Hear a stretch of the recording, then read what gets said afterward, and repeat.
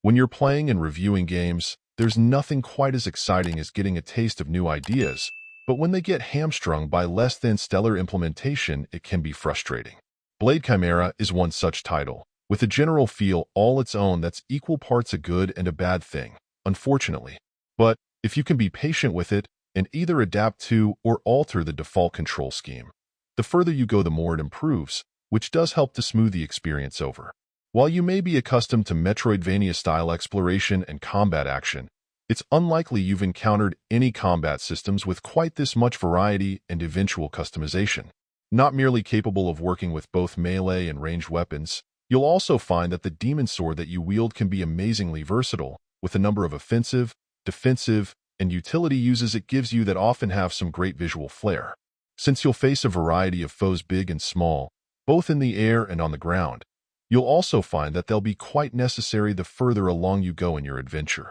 Where the problem lies is first that managing your abilities across 3 different weapons can be a bit awkward, even if it allows for a great deal of versatility in how you play. Some key abilities offered by your demon sword can feel a little inconsistent to pull off at times as well, though usually that won't end up killing you, just perhaps slow you down a little. A more consistent issue is that too often it feels like you'll repeatedly run up against the same 2, or sometimes 3, enemies in certain sections while simply advancing in a given area.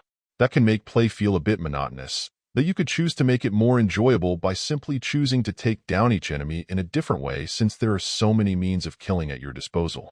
In the end, this adds up to a unique, but perhaps a bit uneven play experience, though there's no question that it looks pretty amazing on a consistent basis. The enemies, even if a bit repetitive, tend to have distinctive looks to them. Most of your demon sword abilities have great visual flourishes to them, and in general you can see the earnest effort to make something new and exciting all around you. While I do wish the level of challenge was a little higher, and that in general enemy encounters were far more varied, if you choose to continue to play with different combos to take enemies down, rather than simply go with what works, it can feel fresh and exciting. It's hardly a perfect game, but it absolutely feels like it should be memorable. Overall, my final score for the game ended up being a 7.9.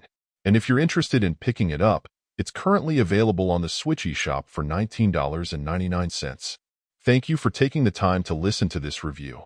And if you'd like more information or ideas of indie games worth checking out on Switch, be sure to click on the link provided in the description. Until next time.